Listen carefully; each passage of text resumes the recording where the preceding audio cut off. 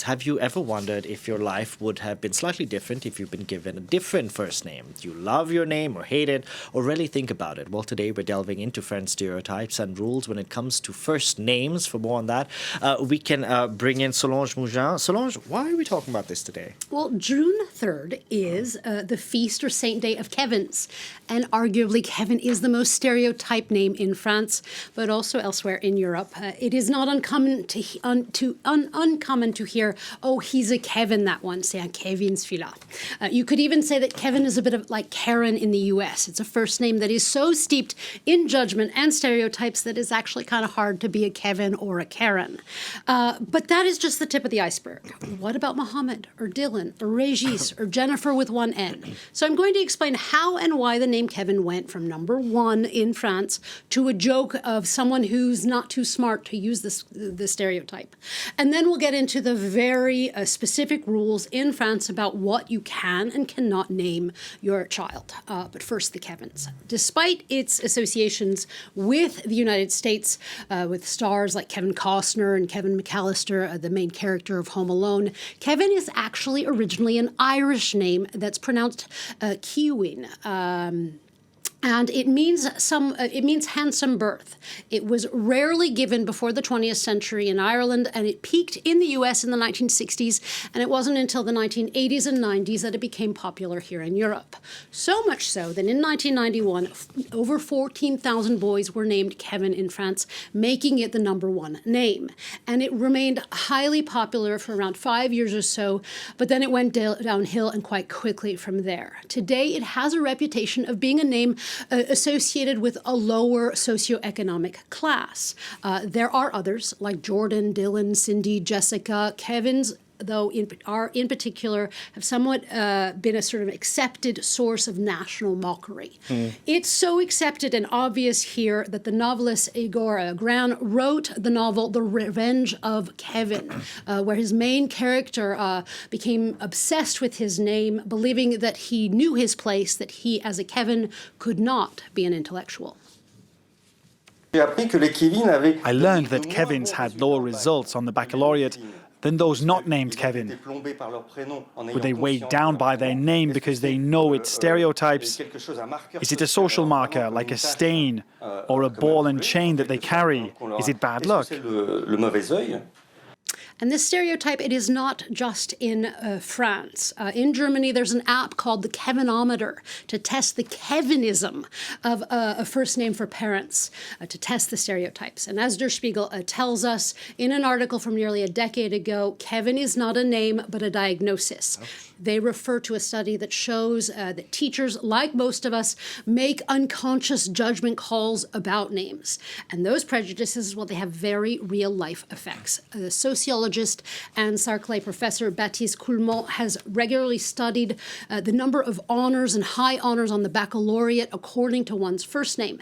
And Kévin, like Mohammed, Jordan, Ryan, Walid, Erwan, they have fewer honors than, say, more stereotypically bourgeois names like Josephine, Adele, Anouk. Now, of course, it isn't the name itself, but socioeconomic inequalities. Yet one's name can help or hurt with this. The Observatory of Discriminations found that if you compare two equivalent CVs, well, Kévin has a 10 to 30% chance less of being hired than, for example, an Arthur. Like the novel you just mentioned, The Revenge of the Kévins, there is currently a push to help break down these stereotypes. Yeah, just this spring, a documentary was released called Sauvonsleskevin, or Save the Kévins, where it discusses the trauma of a generation of Kévins in France. Again, it was a highly popular name here in the 90s. The director, Kevin Farfounou, actually managed to successfully crowdfund the financing of his film, and then he interviewed over 500 Kévins who either changed their name, who chose different ones for dating sites, who were hesitant to put up their first name on the door of their medical practice. And he argues that we are all Kévins in a way, that we all carry our names, for better or worse. That while Kévin may be met with lighthearted but potentially dramatic laughter, there is also a social racism at play, and that this with lots of names. At times there is is actually even overt racism. Take Eric Zemmour, the far-right politician, who said 4 years ago that names like Kevin and Jordan were stripping France of its Frenchness. He's done the same with other Arab and African names. So there is indeed a political aspect here, particularly in regard to immigration. And Le Monde actually tells us that immigrants are more likely to pick not necessarily French-sounding names, but international and more neutral ones by the third generation. Also, there's an option when you become a French citizen to make your name sound more French, if you want to. As for the Kevins, well, things like 2 Kevins being elected to Parliament at once in 2022, both of whom were from the far-right National Front, and also this documentary, well, they automatically chip away at some of these stereotypes, but they are still very real today here in France. Solange, how French people are naming their children is changing, isn't it? It is. It is constantly in flux, as we can see from l'INSEE's yearly most popular first names list, where Gabrielle and Louise were recent favorites. As for how to name, there was a time when first names were not needed or used even outside the home. You were the son of. But since the secularization of France from the church in 1792, and then the mandatory aspect of schooling for all, les prénoms, or first names, took on form in France. According to a French law of 1803, first names had to be in calendars or saints or be historically well-known figures. So many pretty original names, well, they were rejected by city clerks. Telmette, Céphise, Péronne, Léoncie. And it's actually not until 1993 that France loosened up the rules, giving way to thousands of new alternatives. According to l'Officiel des Prénoms, there are today nearly at least 20 times more first names than there were in 1900. But that does not mean that everything goes when choosing the first name of your baby. So what are the rules, and do many names get rejected? Well, there are a number of rules, but the main one to keep in mind is that according to Article 57 of the Civil Code, you cannot do harm to the child or to another person in the choice of a first name. Today, the registrar who takes down the name of a newborn, well, they cannot refuse the name, but they can send up a report to a family judge who then can refuse the name. For example, we had parents with the last name Brosse.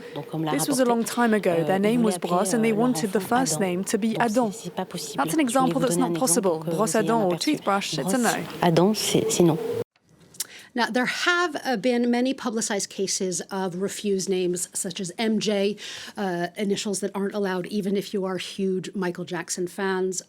Other ones are Titeuf, Périphérique, Acédique, Babar, Babord and Tribord, which means starboard and port in French. That was for twins. It was rejected.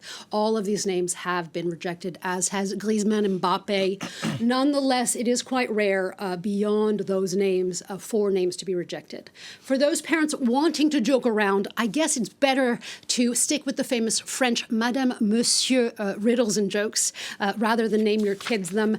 It's a game where you have to find the given name, find the first name. I'll give you an example. Mr. and Mrs. Bonbeur have a son. What's his first name? Well, the answer is Jean, as in Jean Bonbeur, or ham and butter, the beloved French sandwich. A final one to leave you with that might work better in English. Mr. and Mrs. Q have a daughter. What's her name? Barbara. Barbecue. Those would not be allowed. But Kevin is, and as many Kevins feel, it is time to save the Kevins and take back their name. So just a question. So Gwyneth Paltrow's daughter, Apple, her name would be rejected. Elon Musk's son, X, his name would be rejected. Potentially, yes. Okay, fascinating. I mean, you and I have unique names, so that's good. Yeah. Thank you very much for that, Solange Mouchard there.